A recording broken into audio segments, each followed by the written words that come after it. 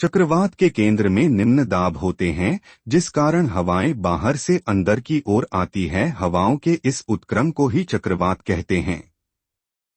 चक्रवातों की दिशा उत्तरी गोलार्ध में एंटी क्लॉकवाइज जबकि दक्षिणी गोलार्ध में क्लॉकवाइज होती है। चक्रवातों का आकार अंडाया वी के समान होती है। चक्रवात के केंद्र को चक्रवात का आँख कहते हैं। चक्रवात को टी स्केल द्वारा मापा जाता है। विश्व के प्रमुख चक्रवात टोर्नेडो, इसका आकार किप के समान होता है।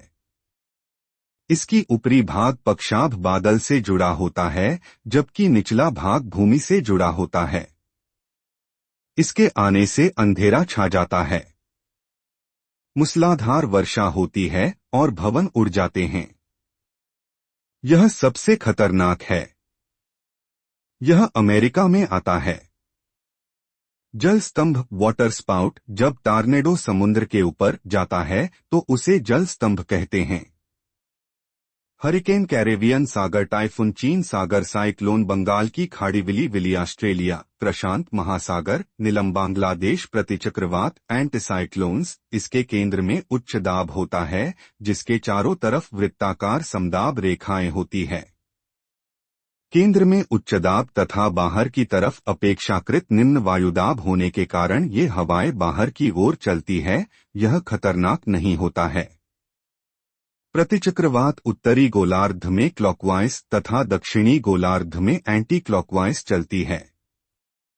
प्रतिचक्रवातों का आकार प्रायः गोलाकार होता है, परंतु कभी कभी यह वी आकार में भी मिलते हैं। प्रतिचक्रवातों के केंद्र में हवाएं ऊपर से नीचे उतरती है, जिससे मौसम साफ रहता है। इसी कारण से प्रतिचक्रवातों को मौसम रहित परिघटना कहते हैं।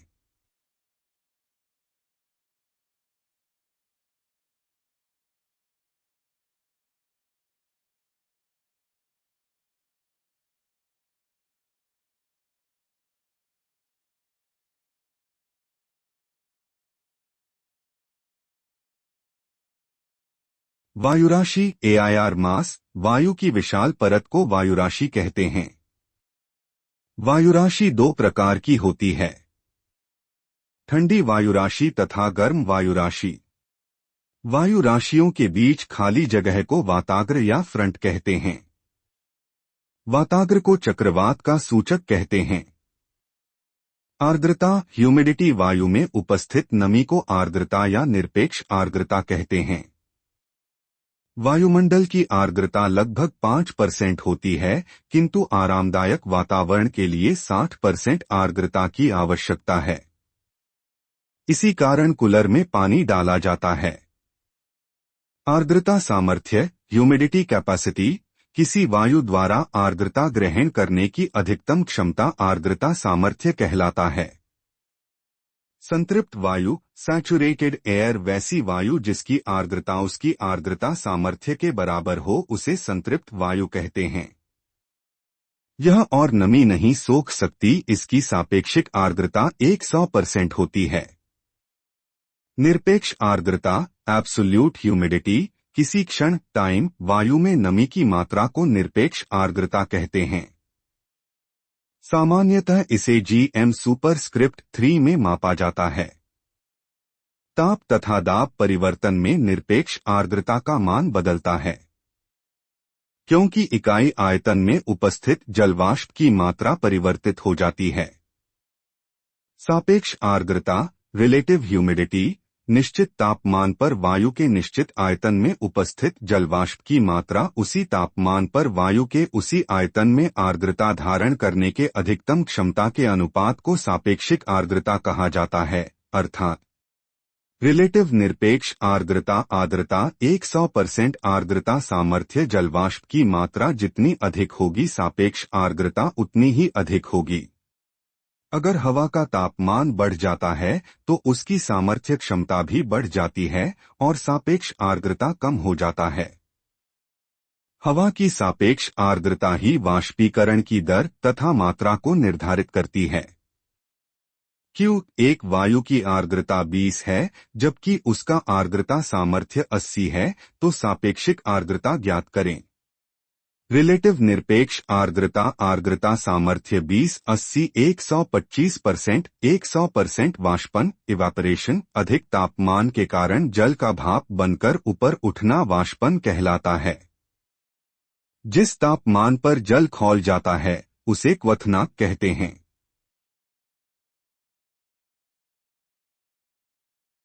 संघनन कॉन्डेंसेशन ठंड के कारण भाप का जल मरूपांतरण होना संघनन कहलाता है।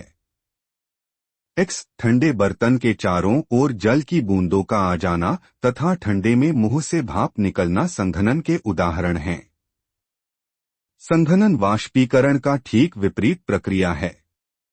ओस ड्यू जब संघनन की क्रिया धरातल पर ही हो जाती है तो उसे ओस कहते हैं। एक्स पत्थर घास पत्तियों आदि के ऊपर पानी की बूंदों के रूप में जमा होना। कोहरा फॉग जब संघनन की क्रिया धरातल से कुछ ऊंचाई पर हो तो उसे कोहरा कहते हैं। यह अधिक खतरनाक होता है। इसमें दिखाई नहीं देता है। सामान्यतः कोहरे की सघनता सूर्योदय के पश्चात अधिक होती है और यह दोपहर तक या दोपहर के पहले ही बिखर जाता है, किंतु शीत ऋतु में यह कई दिनों तक उपस्थित रह सकता है। सामान्यतया इसकी दृश्यता लगभग 300 मीटर तक मानी जाती है। कुहासा मिस्ट यह भी कोहरा के समान ही होता है, किंतु इसमें दृष्टि की क्षमता कोहरा से अधिक होती है। इसमें जल की छोटी छोटी बूंदें हवा में तैरती रहती है। बादल क्लाउड्स जब संघनन की प्रक्रिया अत्यधिक ऊंचाई पर होता है तो बादल का निर्माण होता है। पाला तुषार फ्रोस्ट यह ओस के समान होता है किंतु ठंड के कारण जम जाता है। इससे बचने के लिए खेत में पानी डाल देते हैं। हिमपात स्नोफॉल बर्फीले इलाकों में बर्फ के छोटे छोटे टुकड़े गिरना हिमपात कहलाता है। टुकड़े गिरना हिमपात कहलाता है। ओसांक बिंदु ड्यू पॉइंट यह तापमान को दर्शाता है। वह तापमान जिस पर संघनन की क्रिया प्रारंभ हो जाए उसे ओसांक कहते हैं। केस 1 जब ओसांक बिंदु 0 सी से अधिक होता है तो ओस कोहरा कुहासा बादल का निर्माण होता है। केस 2 जब ओसांक बिंदु 0 सी से कम होता है तो पाला तुषार तथा हिमपात होता है।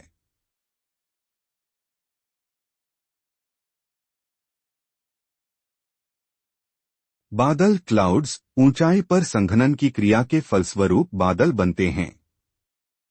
वाष्पोत्सर्जन से भी बादल का निर्माण होता है। इसी कारण मरुस्थल में वर्षा नहीं होती है। बादल पृथ्वी पर ऊष्मा बनाए रखता है। इसी कारण बादलों वाली रात उमस भरी होती है, क्योंकि यह गर्मी को जाने नहीं देता है। संपूर्ण पृथ्वी का 50% क्षेत्र पर हमेशा बादल छाए रहते हैं। बादल हमेशा झुंड या समूहों में होते हैं। बादल कम घनत्व तथा श्यानता के कारण उड़ते हैं। समुद्री क्षेत्र पर वर्षा अधिक होता है। समान बादल वाले क्षेत्र को मिलाने वाली रेखा को आइसोनेफ रेखा कहते हैं। वायुमंडल के स्तरों के आधार पर देखा जाए तो बादलों का निर्माण मुख्यतः क्षोभमंडल तक ही सीमित होता है। ऊंचाई के आधार पर बादलों को 3 श्रेणी में बांटते हैं। बादलों का वर्गीकरण ल्यूक हॉवर्ड ने 1802 में किया। ए निम्नस्तरीय बादल लो स्ट्राटस क्लाउड धरातल से 2 किलोमीटर की ऊंचाई पर पाए जाते हैं। यह बी मध्यस्तरीय बादल मीडियम स्ट्राटस क्लाउड ये 2 से 6 किलोमीटर की ऊंचाई पर पाए जाते हैं। सी उच्चस्तरीय बादल हाई स्ट्राटस क्लाउड ये 6 से 12 किलोमीटर की ऊंचाई पर पाए जाते हैं। उच्चस्तरीय बादल से वर्षा नहीं होती है। इन्हें 3 भागों में बांटते हैं। आय पक्षाभ बादल सिरस क्लाउड्स सफेद के रंग के पंखों के समान प्रतीत होने वाले ये बादल पतले एवं विस्तृत रूप में बिखरे होते हैं। ये सबसे ऊंचाई पर पाए जाते हैं। इनकी सघनता कम होती है, जिस कारण सूर्य का प्रकाश पृथ्वी तक निर्बाध रूप से पहुंचता है। इन बादलों को मोती का माला भी कहा जाता है। क्योंकि इनका निर्माण बर्फ के क्रिस्टलों से होता है। ये चक्रवात के सूचक हैं। 2. पक्षाभ स्तरी बादल, सिरोस्ट्रैटस क्लाउड्स। यह दुधिया रंग का होता है, इसके पीछे सूरज छुप जाता है। ये चादर के समान फैले होते हैं। इन मेघों के कारण सूर्य एवं चंद्रमा के चारों ओर प्रभामंडल हेलो का निर्माण होता है। 3. पक्षाभ कपासी बादल, सिरोक्यूम्यूलस क्लाउड्स। ये समूह में पाए जाते हैं। इनसे छाया नहीं बनती। इन बादलों को मैकरल स्काई भी कहा जाता है।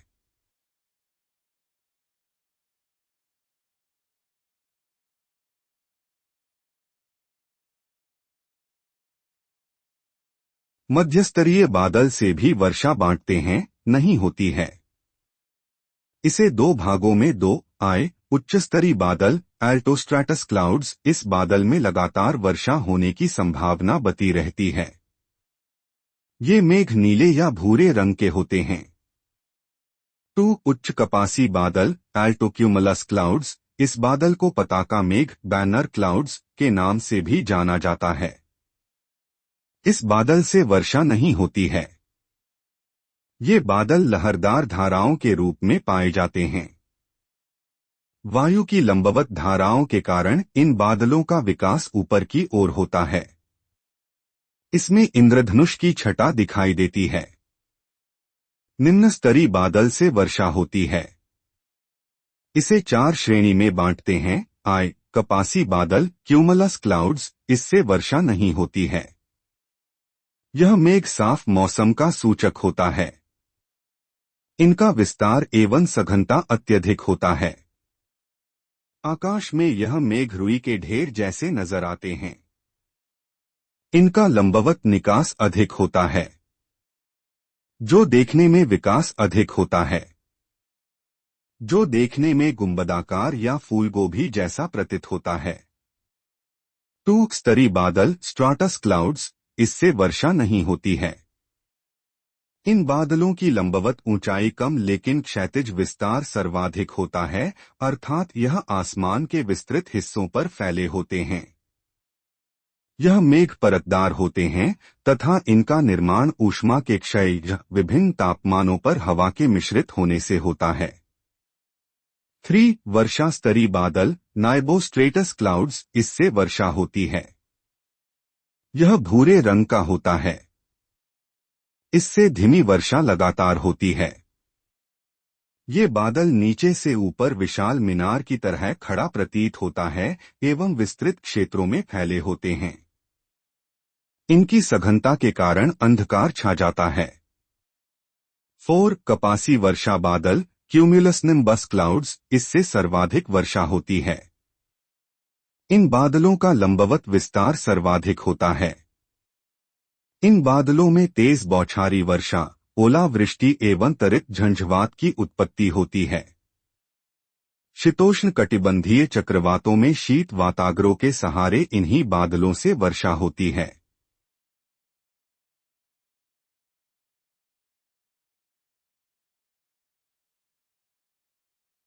वर्षण, प्रेसिपिटेशन। वर्षण जलचक्र से संबंधित एक ऐसी क्रिया है जिसके अंतर्गत संघनित जल की बूंदें या हिम के कण गुरुत्वाकर्षण बल के कारण पृथ्वी की सतह की ओर गिरते हैं। इसमें केवल वर्षा अथवा हिम ही शामिल नहीं है, अपितु जल के अन्य रूप जैसे ओले, कुहरा आदि भी आते हैं। वर्षण के लिए आवश्यक दशाएं: जल का वाष्पीकरण, आर्द्रताग्राही नाभिक की उपस्थिति, वायु में पर्याप्त जलवाष्प की मात्रा, वायु का आरोहण, वायु का संतृप्त होना, वायु का संघनन।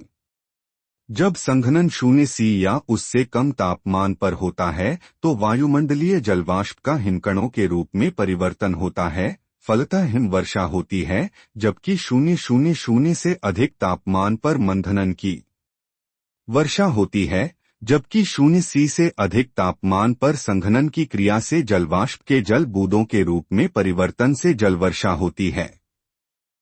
जब जल की बूंद या हिम के कण अपेक्षाकृत कम या अधिक तापमान वाले क्षेत्रों से होते हुए एक साथ पृथ्वी पर गिरते हैं तो इस प्रकार से होने वाली वर्षा को मिश्रित वर्षा अथवा सहिम वर्षा कहते हैं। वर्षण के रूप फॉर्म ऑफ प्रेसिपिटेशन। पृथ्वी पर वर्षण कई रूपों में होता है, जैसे जल की बूंदों, हिमकरण व ठोस बर्फ या ओला, तथा कभी कभी एक साथ जल की बूंदों व ओले के रूप में। वर्षण के रूप अधिकांशतः संघनन की विधि व तापमान पर निर्भर करते हैं। वर्षण के अनेक रूप हैं, जैसे फुहार स्प्रे। जब वर्षण जल की छोटी छोटी लगभग 0.5 मिलीमीटर से भी कम व्यास वाली बूंदों के रूप में होता है तो उसे फुहार कहते हैं। इसमें संघनन की प्रक्रिया धीमी होती है। ऐसी बूंदों का निर्माण हिमकणों के द्रवित या नीचे गिरते हुए बादलों के परस्पर मिलन से होता है। फुहार सदैव निम्नस्तरीय मेघों द्वारा होती है। सहिम वर्षा स्लीट। जब वर्षा की बूंदों के साथ हिम के कण भी गिरने लगते हैं तो इसे सहिम वर्षा कहते हैं। सामान्यतः यह पानी की बूंदों तथा छोटे छोटे ठोस बर्फ की गोलियों का मिश्रित रूप होता है। जब वर्षा की बूंदें ऊपरी गर्म वायु से निचली ठंडी वायु में प्रवेश करती हैं तो वे जम जाती हैं और भूतल पर नन्ही नन्ही गोलियों के रूप में गिरती हैं। सीमित मात्रा में समय एवं क्षेत्र की दृष्टि से कभी कभी होने वाली सहिम वर्षा को करकापात कहते हैं।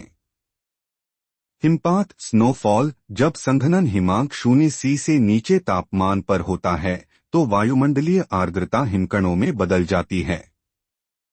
ये छोटे छोटे हिमकण मिलकर बड़े हिमकण स्नोफ्लेक्स बनाते हैं जो बड़े और भारी होकर धरातल पर गिरने लगते हैं। वर्षण के इस रूप को हिमपात कहते हैं। पश्चिमी हिमालय, मध्य व उच्च अक्षांशीय प्रदेशों में शीतकाल में सामान्यतः हिमपात होता है। ओलावृष्टि हेलस्टॉर्म। वर्षण के फलस्वरूप हिम के कण यदि गोले 5 से 50 मिलीलीटर व्यास वाला बन जाए तो इसके गिरने को ओलावृष्टि कहते हैं। सामान्यतः ये कपासी वर्षा मेघ के संघनन से बनते हैं। बादल फटना क्लाउड बर्स्ट। बादल फटने का अर्थ अचानक ही आए तूफान और भीषण गर्जना के साथ तीव्र गति से होने वाली वर्षा से है। जब वातावरण में अधिक नमी हो जाती है और हवा का रुख कुछ ऐसा होता है कि बादल दबाव से ऊपर की ओर उठते हैं और पहाड़ से टकराते हैं, इस स्थिति में पानी एक साथ बरस जाता है। इन बादलों को क्यूम्यूलोनिम्बस कहा जाता है। मैदानी क्षेत्रों की अपेक्षा पहाड़ी क्षेत्रों में बादल अधिक फटते हैं। बादल फटने की घटनाएं अक्सर मानसून के दिनों में ही होती हैं, क्योंकि इसी मौसम में गर्म और ठंडी दोनों तरह की हवाएं मौजूद होती हैं। तड़ित झंझा थंडरस्टॉर्म। तड़ित झंझा तूफानी वर्षा का एक प्रकार है जिसमें बिजली और गरज के साथ धूल भरी आंधियां, भारी वर्षा एवं कभी कभी ओलावृष्टि भी होती है। इनकी उत्पत्ति कपासी वर्षा मेघों क्यूम्यूलोनिम्बस क्लाउड्स द्वारा होती है। यह वर्षा ऋतु एवं ग्रीष्म ऋतुओं में सामान्यतः दोपहर के बाद या शाम को होती है। यह वर्षा ऋतु एवं ग्रीष्म ऋतुओं में सामान्यतः दोपहर के बाद या शाम को होती हैं। आर्द्रतायुक्त बादल, अस्थिर हवा, बिजली की उपस्थिति, तेजी से ऊपर उठती गर्म हवा सम्मिलित रूप से तड़ित झंझा का निर्माण करते हैं। बिजली का चमकना लाइटनिंग। बादलों के कुछ समूह तो कुछ ऋणात्मक आवेश वाले होते हैं। यह आवेश बादलों में उपस्थित जल कण के हवा से घर्षण के फलस्वरूप पैदा होता है। जब धनात्मक और ऋणात्मक आवेशित बादल आपस में टकराते हैं तो अति उच्च शक्ति की बिजली उत्पन्न होती है। इसी दौरान दोनों तरह के बादलों के मध्य हवा में विद्युत धारा के प्रवाह होने से रोशनी की तेज चमक पैदा होती है।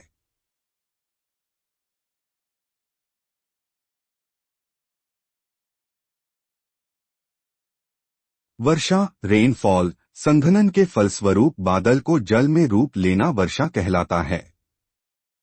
वर्षा प्रेसिपिटेशन वर्षण के रूप में होता है। बादल वाष्पीकरण उत्सर्जन प्रेसिपिटेशन। 5 सागर वर्षा के प्रकार। वर्षा 3 प्रकार का होता है। 1. संवहनीय वर्षा कन्वेक्शनल रेनफॉल।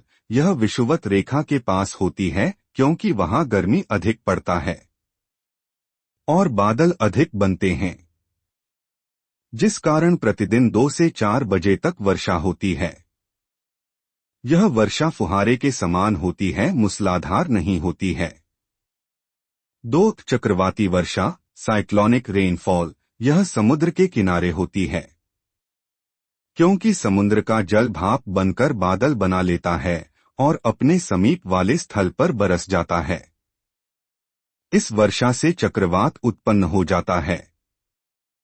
संघनन द्वारा मेघ का निर्माण, नक्रवातीय वर्षा, गर्म वापु भारी वर्षा, बातागरी वर्षा, ठंडी बाबू। पर्वतीय वर्षा, ओरोग्राफिक रेनफॉल, यह वर्षा पर्वतों से 3 टकराकर होता है, पर्वत के दूसरी ओर वर्षा नहीं होता है, जिसे वृष्टि छाया कहते हैं। विश्व के अधिकांश क्षेत्र पर पर्वतीय वर्षा होती है। कृत्रिम वर्षा, आर्टिफिशियल रेनफॉल, वायुयान की सहायता से आकाश में सिल्वर आयोडाइड AgL का छिड़काव किया जाता है। यह सिल्वर आयोडाइड आकाश में उपस्थित जलवाष्प के कणों को आकर्षित करके बड़े बादल का रूप दे देती है, जिससे वर्षा हो जाती है। इसे मेघवीजन, क्लाउड सीडिंग भी कहते हैं। EGUA वर्षा रोकने के लिए आकाश में रॉकेट छोड़ते हैं, जिससे कि बादल बिखर जाते हैं और वर्षा रुक जाती है। स्मरणीय तथ्य 35 से 40 डिग्री उत्तरी एवं दक्षिणी अक्षांशों के बीच पूर्वी तटों पर अधिक वर्षा होती है, जबकि पश्चिम की तरफ बढ़ने पर यह कम होती जाती है। 45 डिग्री से 60 डिग्री उत्तरी एवं दक्षिणी अक्षांशों के मध्य पछुआ पवनों का प्रभाव होने के कारण महाद्वीपों के पश्चिमी तटों पर वर्षा अधिक होती है, जबकि पूर्व की तरफ बढ़ने पर वर्षा की मात्रा में भी कमी आती है। मानचित्र पर वर्षा का वितरण आइसोहाइट से दर्शाया जाता है। संसार में सर्वाधिक वर्षा पर्वतीय वर्षा के रूप में होती है। तड़ित झंझावत में हवाओं की गति नीचे से ऊपर की ओर होती है। विषुवतरेखीय प्रदेशों में दोपहर के पश्चात 3 से 4 बजे के आसपास संवहनीय वर्षा होती है, जिसे 4 o'clock रेन कहते हैं। राजस्थान में पश्चिमी विक्षोभ से होने वाली मूसलधार वर्षा को मावट कहते हैं।